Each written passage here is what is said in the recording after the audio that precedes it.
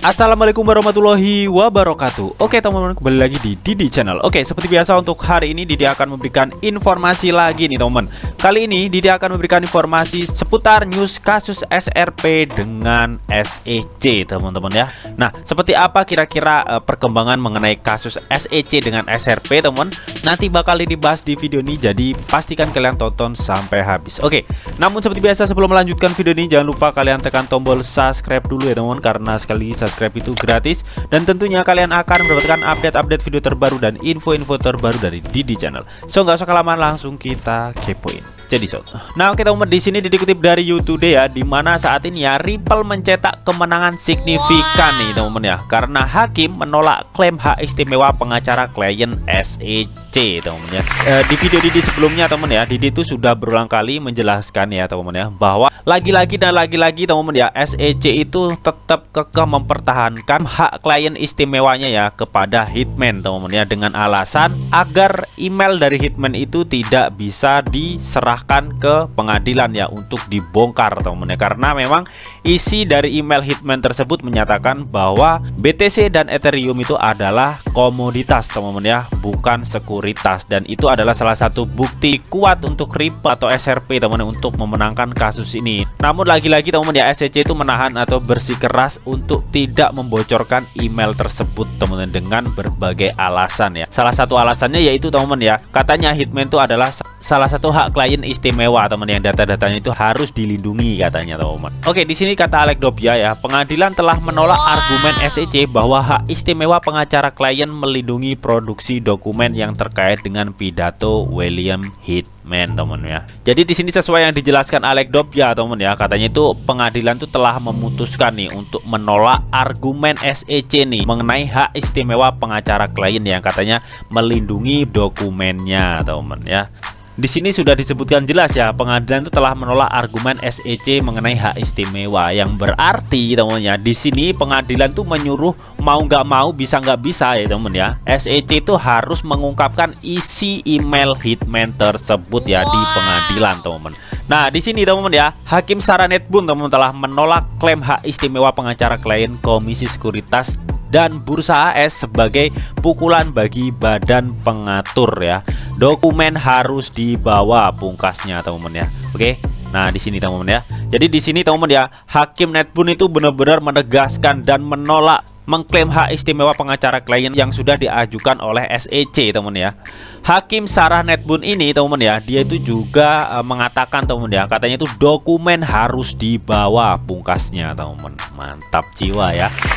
Sepertinya ini sudah sangat dekat ya untuk Ripple itu menuju kemenangannya ya, dengan kasus perselisihan SEC dan Ripple ini yang menyita waktu yang cukup banyak teman ya. Jadi mudah-mudahan ini cepat berakhir lah teman ya, dan Ripple bisa menjadi pemenangnya. Amin.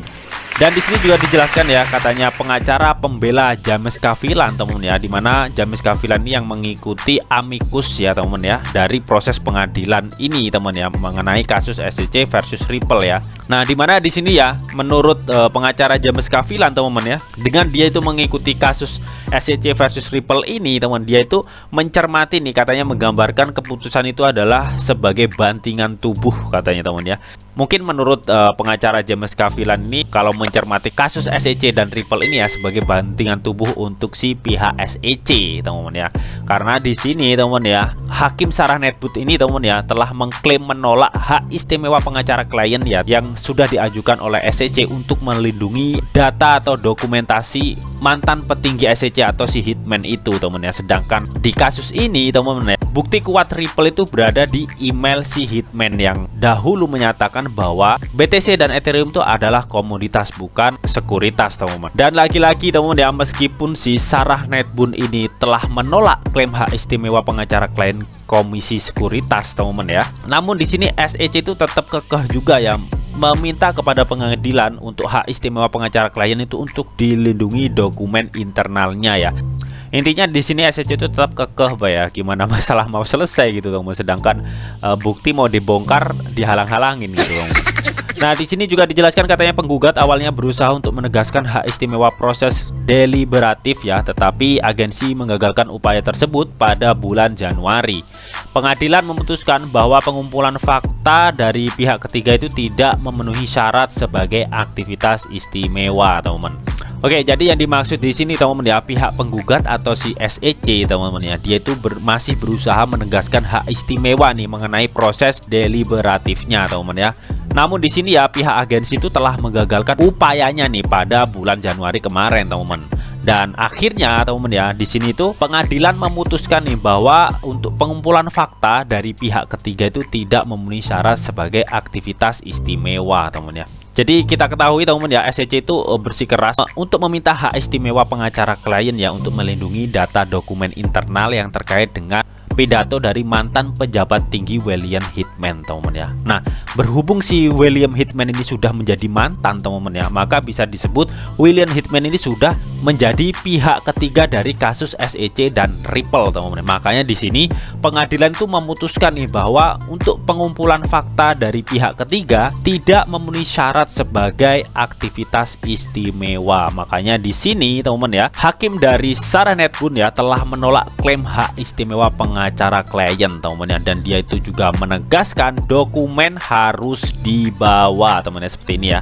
Dokumen harus dibawa ya. Jadi intinya mau nggak mau, bisa nggak bisa ya, SEC itu harus membawa dokumen isi email dari mantan pejabat tinggi William Hitman itu teman-teman. Nah, oke, di sini juga dijelaskan nih katanya penggugat berpendapat bahwa dokumen tersebut itu mencerminkan informasi rahasia teman-teman ya. Menambahkan bahwa Hitman itu harus diakui sebagai klien pengacara SEC yang memberikan nasihat hukum. SEC juga menekankan nih bahwa penyusunan pidato tidak akan tersedia baginya sebagai warga negara. Namun para terdakwa mengklaim bahwa Hitman bukan klien dari pengacara agensi tersebut teman-teman ya. Jadi ini inti pembelaan dari pihak SEC teman-teman ya, dimana dia tetap kekeh bahwa dokumen tersebut itu katanya mencerminkan informasi rahasia teman-teman ya, yang harus dilindungi teman-teman. Dan katanya di sini Hitman tuh harus tetap diakui sebagai klien pengacara SEC. Namun ya sekali lagi teman-teman ya, meskipun SEC itu tetap kekeh ya menyatakan bahwa Hitman itu harus diakui sebagai klien pengacara SEC teman-teman ya, namun untuk persyaratan menjadi hak klien istimewa itu Hitman tidak memenuhi syarat ya, karena Hitman itu sudah menjadi mantan pejabat tinggi dari si SEC teman. Jadi bisa dibilang Hitman itu sudah menjadi pihak ketiga teman-teman ya dari kasus SEC dan Ripple. Makanya di sini teman ya, sesuai yang sudah dijelaskan tadi ya, hakim Sarah Netbun itu menolak nih klaim hak istimewa pengacara klien yang sudah diajukan SEC cuy. Dan di sini teman ya, hakim Sarah Netbun itu menuduh pengawas sekuritas itu munafik teman ya, dengan menyatakan bahwa katanya pidato tersebut itu tidak relevan dengan peraturan cryptocurrency teman ya. Sementara secara bersamaan teman ya, dia itu juga menyatakan bahwa Hitman itu memperoleh nasihat hukum dari penasihat SEC teman. Ini jadi bisa dibilang itu SEC atau pengawas sekuritas ini teman ya, dia itu menyatakan bahwa pidato tersebut tidak relevan nih dengan peraturan kripto teman. Nah, di sini yang dimaksud pidato itu pidato dari si Hitman ya teman ya, yang ada di isi emailnya tersebut teman. Nah, namun ternyata Hitman itu ya teman ya, atau mantan petinggi dari SEC itu ya, dia itu memperoleh nasihat hukum dari penasihat SEC. Jadi bisa dibilang teman ya, Hitman itu sebelum menyampaikan bahwa Bitcoin dan Ethereum itu adalah komoditas dan bukan sekuritas teman ya, tentunya sebelum menyampaikan hal tersebut teman ya, Hitman itu meminta pendapat dulu nih di penasehat hukum SEC. Nah, setelah Hitman ini sudah menjadi mantan petinggi SEC teman ya, namun kenapa sekarang pihak SEC itu menuduh SRP sebagai sekuritas bukan komoditas teman ya. Nah, makanya di sini teman ya, hakim Netbun tuh menuduh pengawas sekuritas atau pihak SEC itu munafik teman-teman ya, bahwa yang menyatakan katanya pidato tersebut itu tidak relevan dengan peraturan kripto, sedangkan sebelum pidato itu teman ya, Hitman itu meminta pendapat atau saran ya dari penasehat SEC. Makanya dia menyampaikan bahwa Bitcoin dan Ethereum itu adalah komoditas bukan sekuritas teman-teman ya. Nah, namun ketika si Hitman ini sudah mantan, kenapa malah SRP ini dituduh sebagai sekuritas bukan komoditas teman-teman? Padahal sebelum-sebelumnya SRP ini juga sama seperti BTC dan Ethereum teman-teman ya.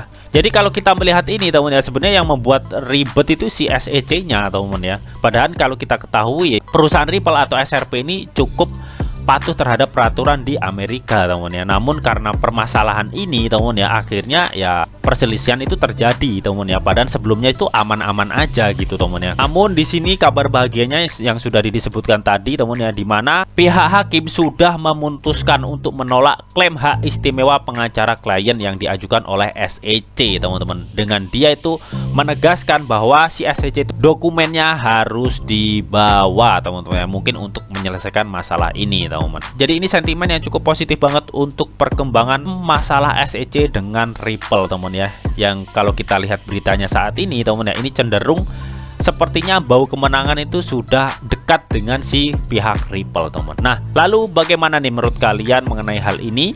Apakah nantinya SEC akan berkelit lagi yang menyebabkan kasus dari Ripple ini akan memanjang, teman-teman ya? Dan apakah mungkin nantinya malah sebaliknya ya, Ripple atau SRP ini akan mengalami kemenangan mutlak ya dengan melawan SEC ini? Kalian bisa tuliskan pendapat kalian di kolom komentar. Oke, namun tetap di sini tuh ada disclaimer on bahwa untuk trading dan investasi di dunia cryptocurrency itu sifatnya sangat berbahaya atau sangat-sangat beresiko tinggi, teman-teman. Jadi, bijaklah kalian dalam mengelola atau memanajemen keuangan kalian. Semua keputusan yang kalian ambil adalah tanggung jawab kalian masing-masing. Di sini, Didi hanya memberikan informasi yang Didi tahu untuk kalian semua. Oke, mungkin itu aja yang bisa Didi sampaikan di video ini. Semoga bisa bermanfaat.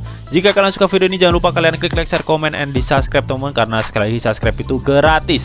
Dan tentunya kalian akan mendapatkan update-update video terbaru dan info-info terbaru dari Didi Channel. Oke, sampai jumpa.